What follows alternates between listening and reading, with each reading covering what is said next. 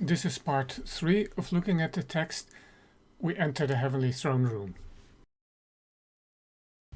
The first verse in Revelation 4 marks an important transition in the book. John sees an open door into heaven and is told to come up.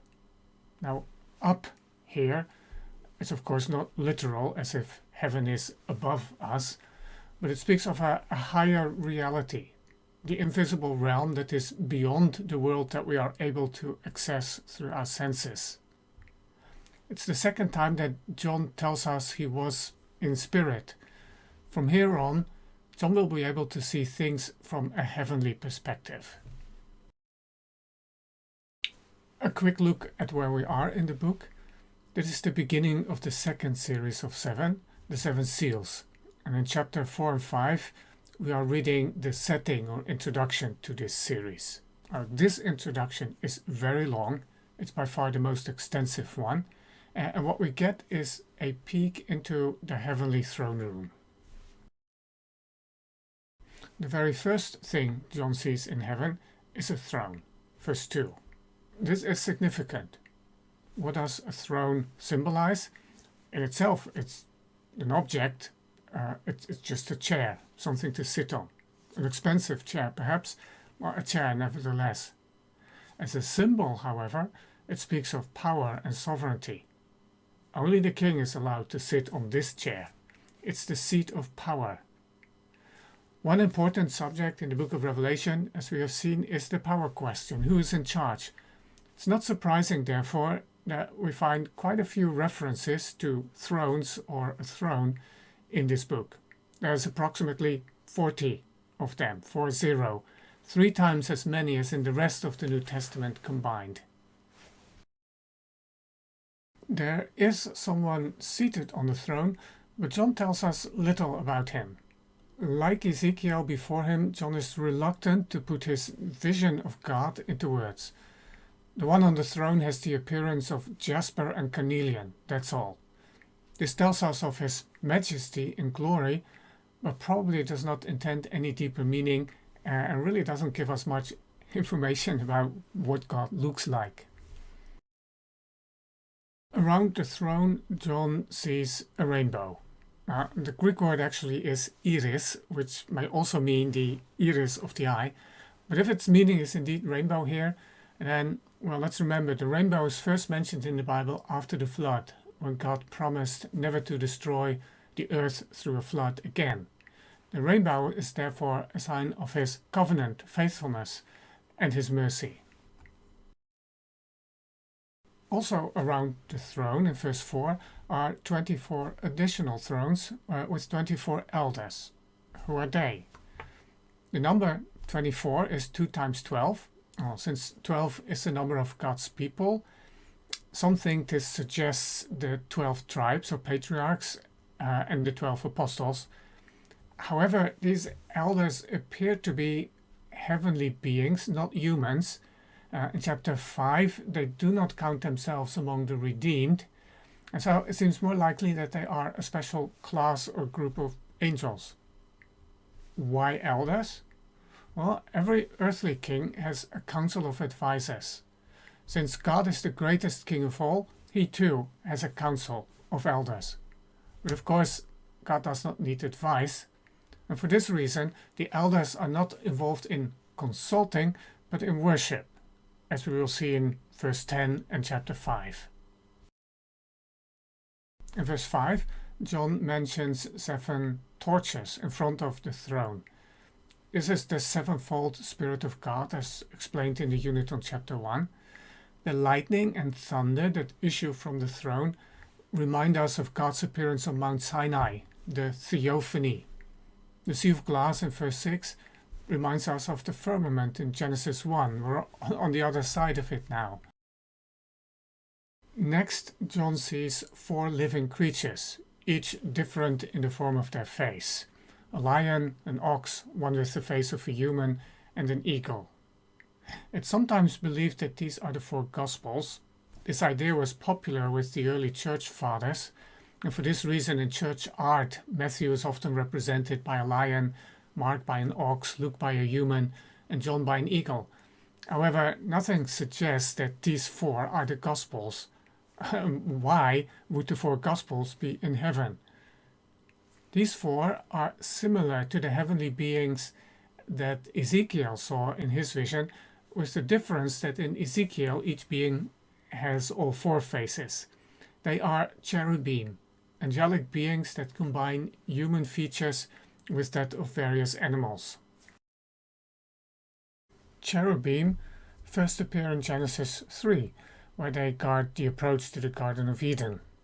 Cherubim were guardians. They were well known in the ancient world, not only in Israel, and we find many statues and reliefs that display winged lions and other composite beings.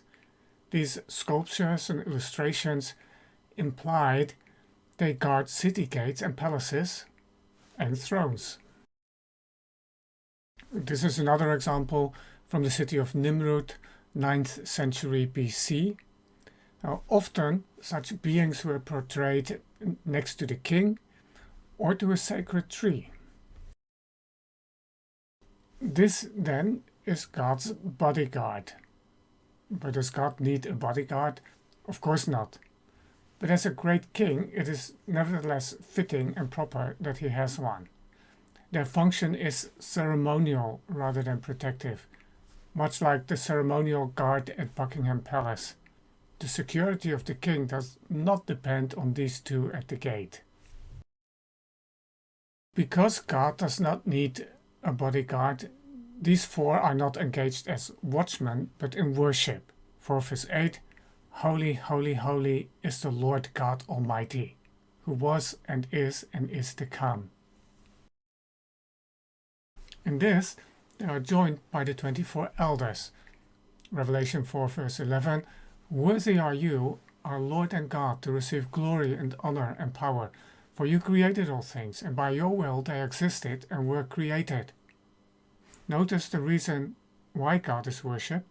He's worshipped as the Creator. As we'll see in the next chapter, God will be praised as Savior.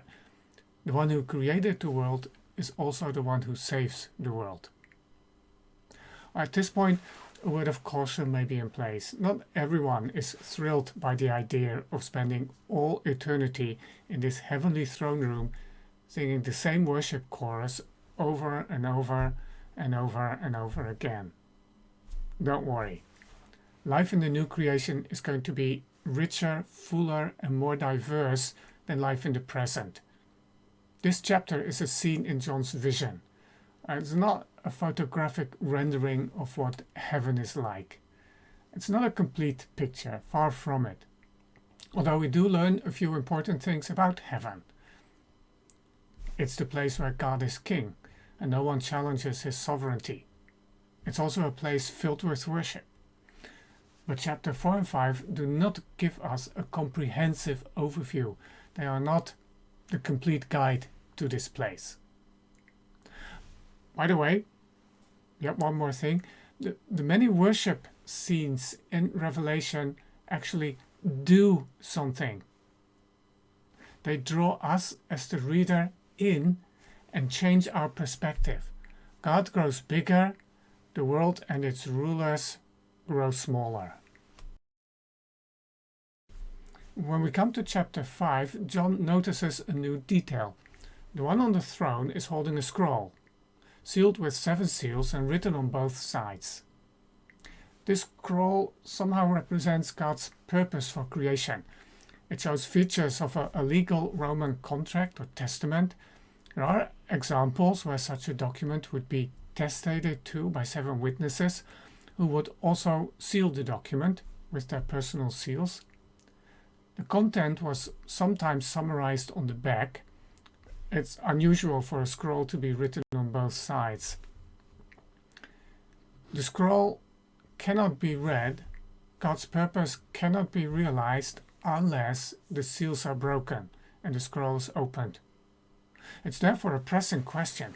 Who is worthy to open this scroll? And the answer initially is no one. This means that God's plan is stuck and cannot move forward. No wonder John weeps loudly in verse 4. Then one of the elders tells John that the Lion of the tribe of Judah, the Root of David, has conquered. Verse 5, and is therefore worthy to open the scroll. Lion of Judah is a familiar messianic title. Root of David, however, is unusual. In Isaiah 11 verse 1, the Messiah is a shoot sprouting from the stump or the roots of Jesse, the father of David. Here, it's the other way around. The Messiah is the root out of which David grew. In the next verse, we'll learn how the Messiah conquered. It's a paradox. He conquered by being slain. Notice that John only hears about the Lion of Judah. He's told about him, but he does not see him. When he looks, what he sees is not a lion, but a lamb. The lion is a lamb. Such is the logic of apocalyptic imagery. But it is also the logic and the style of God's intervention. The greatest demonstration of power in its highest form is to have power and not to use it. A lamb stands for innocence. It also stands for vulnerability and defenselessness. Jesus is these things by choice. It's not for lack of power. He chooses to make war this way. It makes Jesus an unlikely opponent for the dragon and the beast that will appear later in the book. A lamb against the dragon? Seriously? Jesus conquered by dying. In this way, he sets the standard and the model for the way believers are to conquer as well. The lamb has 7 horns. A horn is a symbol of strength. 7 horns symbolize a fullness or perfection of power. The lamb is omnipotent. The lamb also has 7 eyes. This speaks of a fullness of vision and therefore omniscience. These 7 eyes are also, once again, the 7 spirits of God sent out into all the earth. This speaks of a fullness of presence. The Lamb is omnipresent. Next, the Lamb takes the scroll. At this point, the 4 living creatures and the 24 elders fall down and worship. And notice that they fall down before the Lamb and worship. And this is the content of their worship, the words used. And they sang a new song, saying, "Worthy are you to take the scroll and to open its seals. For you were slain, and by your blood you ransomed people for God from every tribe and language and people and nation, and you have made them a kingdom and priests to our God, and they shall reign on the earth." So what makes this a new song? Well, first of all, it is the identity of the one being worshipped. You, in these verses, must be the Lamb. Elsewhere in the book, when John's tempted to fall down and worship an angel, he is quickly stopped and held back from doing this. Worship God, John is told.